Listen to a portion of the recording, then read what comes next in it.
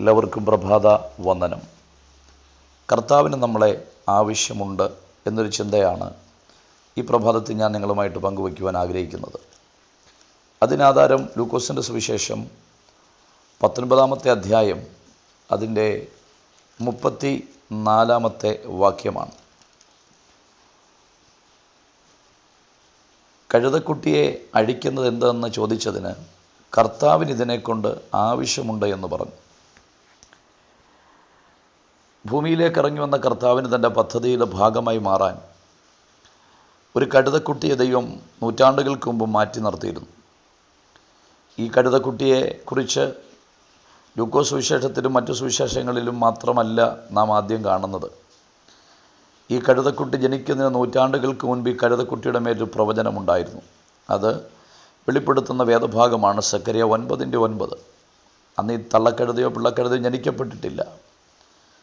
ഇവർ അങ്ങോട്ട് എന്ന് ഏറ്റെടുത്തൊരു വാഗ്ദത്തമല്ല. പക്ഷേ ഇവർ ജനിക്കുന്നതിന് മുൻപ് തന്നെ ഈ കഴുതക്കുട്ടിയുടെ മേൽ ദൈവത്തിൻ്റെ ഒരു വാഗ്ദത്തമുണ്ട്. പലപ്പോഴും ബൈബിൾ നമ്മൾ പഠിക്കുമ്പോൾ ദൈവ പദ്ധതിക്ക് വേണ്ടി മനുഷ്യരെ ഉപയോഗിക്കുന്നത് പോലെ ദൈവം മൃഗങ്ങളെ ഉപയോഗിച്ച ചരിത്രം നമുക്ക് ബൈബിളിൽ കാണാം. യഥോചിതം കാക്കയെ ഉപയോഗിച്ചിട്ടുണ്ട്, കരടിയെ ഉപയോഗിച്ചിട്ടുണ്ട്, പ്രാവിനെ ഉപയോഗിച്ചിട്ടുണ്ട്, മീനെ ഉപയോഗിച്ചിട്ടുണ്ട്, കഴുതയെ ഉപയോഗിച്ചിട്ടുണ്ട്. ഇങ്ങനെ പലവിധമായ മൃഗജാതികളെ ദൈവം തൻ്റെ പദ്ധതിയിൽ കൂടെ നിർത്തിയതായിട്ട് നമ്മൾ ബൈബിൾ ചരിത്രത്തിൽ കാണുന്നുണ്ട്. ഇവിടെ എനിക്ക് ഈ പ്രഭാതത്തിൽ നിങ്ങളോട് പറയാനുള്ളത്, ഒരു കഴുതയെ തൻ്റെ പദ്ധതിക്ക് ദൈവത്തിന് ആവശ്യമുണ്ടെങ്കിൽ മൃഗങ്ങളിൽ ഉന്നതമായ നിലവാരത്തിൽ സൃഷ്ടിക്കപ്പെട്ട നമ്മളെ നമ്മുടെ ദൈവത്തിന് എത്രയധികം ആവശ്യമുണ്ട്. ഈ സന്ദേശം കേട്ടുകൊണ്ടിരിക്കുമ്പോൾ നിങ്ങളുടെ ജീവിതത്തിനകത്ത് നിങ്ങൾ ഒരു പാഴാണെന്നും നിങ്ങളെക്കൊണ്ടൊന്നിനും കൊള്ളത്തില്ലെന്നും നിങ്ങൾ അവഗണനകൾ നേരിടുന്ന വ്യക്തിയാണെന്നും നിങ്ങൾക്ക് വിദ്യാഭ്യാസത്തിൻ്റെ കുറവുണ്ടെന്നും സൗന്ദര്യം ഇല്ലെന്നും കളറില്ലെന്നും പണമില്ലെന്നും ജാതിയിൽ പുറകിലാണെന്നും ഒക്കെ ചിന്തിച്ച് സ്വയം തരം താഴ്ത്തപ്പെടുന്ന ആരെങ്കിലും എന്നെ കേൾക്കുന്നെങ്കിൽ കർത്താവ് ഈ പ്രഭാതത്തിൽ നിങ്ങളോട് പറയുന്നത്, നിങ്ങളെ ദൈവത്തിന് ആവശ്യമുണ്ട്. ഇവിടെ ഒരു കാര്യം ഉറപ്പാണ്, നമ്മൾ ആരുടെയൊക്കെ അവകാശത്തിൻ്റെ കീഴിലാണെങ്കിലും ദൈവം തൻ്റെ അവകാശം കാലഘട്ടങ്ങൾ കഴിയുമ്പോൾ നമ്മളിൽ സ്ഥാപിക്കുമെന്നറിയണം. ഇവിടെ ഇതിന് ഉടമസ്ഥരുണ്ട്. പക്ഷേ കർത്താവ് പറഞ്ഞു, എനിക്കിതിന് ആവശ്യമുണ്ട്. കാരണം ഇതെനിക്ക് വേണ്ടി മാറ്റി നിർത്തിയൊരു കഴുതക്കുട്ടിയാണ്. ഞാനും ഈ ചിന്ത നിർത്തിക്കൊണ്ട് നിങ്ങളോട് പറയുന്നത്, നിങ്ങൾ ആരുടെയൊക്കെ അവകാശത്തിലും ഉടമസ്ഥതയിലുമുള്ള വ്യക്തിയാണെങ്കിലും നിങ്ങളെ ആവശ്യമുള്ള, നിങ്ങളുടെ മേൽ ഉടമസ്ഥ അവകാശമുള്ള ഒരു ദൈവമുണ്ടെന്ന് മറന്നു പോകരുത്. നിങ്ങൾ നല്ലൊരു ഭർത്താവാകാം, നിങ്ങൾ നല്ലൊരു ഭാര്യയാകാം, നല്ലൊരു ഉദ്യോഗസ്ഥനാകാം. പക്ഷേ നിങ്ങളൊരു സത്യം അറിയണം, നിങ്ങൾക്ക് നിങ്ങളുടെ കൂടെയുള്ള വ്യക്തികൾക്ക് നിങ്ങളുടെ മേലുള്ള ഉത്തരവാദിത്വത്തെക്കാളും അവകാശത്തെക്കാളും ഉന്നതമായിരിക്കുന്ന അവകാശമുള്ള ഒരാളാണ് നമ്മുടെ ദൈവം. അതിലേക്ക് വെളിച്ചം വീശുന്നൊരാശയം ദൈവദാസനായിരിക്കുന്ന പൗലോസ് ഒരിക്കൽ പടകിൽ കപ്പൽ യാത്ര ചെയ്യുമ്പോൾ പ്രസ്താവിച്ചിട്ടുണ്ട്. അദ്ദേഹം പറഞ്ഞത്, ഞാൻ സേവിച്ച് നിൽക്കുന്നവനും എൻ്റെ ഉടയവനുമായവനെന്നാണ്. പ്രവൃത്തികളുടെ പുസ്തകത്തിൽ നമ്മളത് കാണുന്നുണ്ട്. ദൈവം തൻ്റെ ഉടയവനെന്ന് പറയാൻ അദ്ദേഹം മടി കാണിച്ചില്ല. പ്രവൃത്തി 27:23 പറയുന്നത്, എൻ്റെ ഉടയവനും ഞാൻ സേവിച്ചു വരുന്നവനുമായ ദൈവത്തിൻ്റെ ദൂതൻ. അപ്പോൾ പൗലോസിന് മനസ്സിലായി, എൻ്റെ മേൽ ഉടയവൻ, എൻ്റെ ഉടമസ്ഥാവകാശം എൻ്റെ ദൈവത്തിനാണ്. അതുകൊണ്ട് നിങ്ങൾ ആരുടെയൊക്കെ അവകാശത്തിൻ്റെ പരിധിക്കകത്തുള്ളതാണെങ്കിലും ദൈവം തൻ്റെ പദ്ധതിയിലേക്ക് നിങ്ങളെ കൊണ്ടുവരുമ്പോൾ നിങ്ങൾ തിരിച്ചറിയും, ദൈവത്തിനാണ് ഏറ്റവും കൂടുതൽ നിങ്ങളുടെ മേൽ അവകാശമുള്ളത്. അതുകൊണ്ട് ഏതൊക്കെ ആധിപത്യത്തിൻ്റെ കീഴിലാണോ നിങ്ങൾ, അതിനൊക്കെ പൊട്ടിച്ച് പുറത്ത് കൊണ്ടുവരാൻ ദൈവശക്തനാണ്. ഗദരദേശത്തെ മനുഷ്യനെ നമുക്കറിയാം. പിശാച് അദ്ദേഹത്തിൻ്റെ പേര് മറച്ചിട്ടിരിക്കുകയാണ്. സത്യത്തിൽ അവൻ്റെ പേര് ലഗ്യോൻ എന്നല്ല. നമ്മുടെ ഇടയിൽ ഭൂതങ്ങൾ ഇളകുമ്പോൾ പലപ്പോഴും നമ്മൾ പേര് ചോദിക്കുമ്പോൾ ആ ഭൂതം പറയുന്ന പേര് ഇവിടെയുള്ള ഏതെങ്കിലുമൊക്കെ ദൈവങ്ങളുടെ പേരാകാം. സത്യത്തിൽ അതല്ലല്ലോ വ്യക്തിയുടെ പേര്.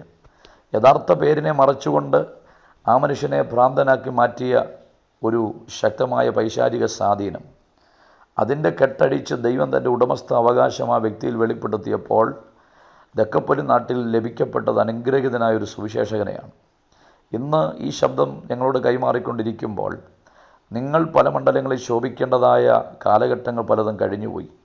എന്നാൽ ഇതുപോലെയുള്ള ചില സാഹചര്യങ്ങൾ നിങ്ങളെ ബന്ധിച്ച് ഒതുക്കി വയ്ക്കുമ്പോൾ ഇന്നു പകൽ ദൈവം തൻ്റെ ആധിപത്യം നിങ്ങളുടെ മേൽ വെളിപ്പെടുത്തുകയും നിങ്ങളൊരു സ്വതന്ത്രനായി പുറത്തു വരികയും ഒക്കെ ചെയ്യുമെന്ന് ദൈവത്തിൻ്റെ ആത്മാവ് ഇന്ന് പ്രഭാതത്തിൽ നിങ്ങളോട് ആലോചന പറയുകയാണ്. യഹൂദമതത്തിൻ്റെ അധികാരത്തിലും അവരുടെ നിയന്ത്രണത്തിലും കീഴിലുമായിരുന്നല്ലോ ശൗല്. പക്ഷേ അതുപോലെ തന്നെ ആ ഒരു അധികാരത്തിൻ്റെ പത്രങ്ങളൊക്കെ കയ്യിലേന്തി ദമസ്കോസിൻ്റെ പടിവാതിക്കൽ വരുമ്പോൾ കർത്താവായ യേശുക്രിസ്തുവുമായിട്ടൊരു ഏറ്റുമുട്ടൽ നടക്കപ്പെടുകയും ദൈവം തൻ്റെ ഉടമസ്ഥാവകാശം പൗലോസ് സ്ഥാപിക്കപ്പെടുകയും ചെയ്തു. അവൻ ചോദിച്ചൊരു ചോദ്യമുണ്ട്, നീ ആരാകുന്നു കർത്താവേ? എൻ്റെ മേൽ അധികാരം പറയുന്ന നീ ആരാകുന്നു കർത്താവേ? ആ പൗലോസാണ് മുമ്പേ പറഞ്ഞത്, എൻ്റെ ഉടയവൻ മറ്റൊരാളാണ്. വെളിച്ചപ്പാടത്തെ സ്ത്രീയെ നമുക്കറിയാം. അവളെ ഉപയോഗിച്ചൊരു സമൂഹം അവിടെ പുറകിലുണ്ട്. അവളുടെ മേൽ വ്യാപരിക്കുന്ന ശക്തിയെ പുറത്താക്കുവാൻ മനസ്സില്ലാതെ, അവളെ ഒരു വിടുതലിലേക്ക് നയിക്കാൻ കഴിയാതെ അവളെക്കൊണ്ട് ചൂഷണം പറയുന്ന ഒരു സമൂഹം അവിടെ പുറകിലുണ്ട്. പക്ഷേ കർത്താവ് എന്താ ചെയ്തത്?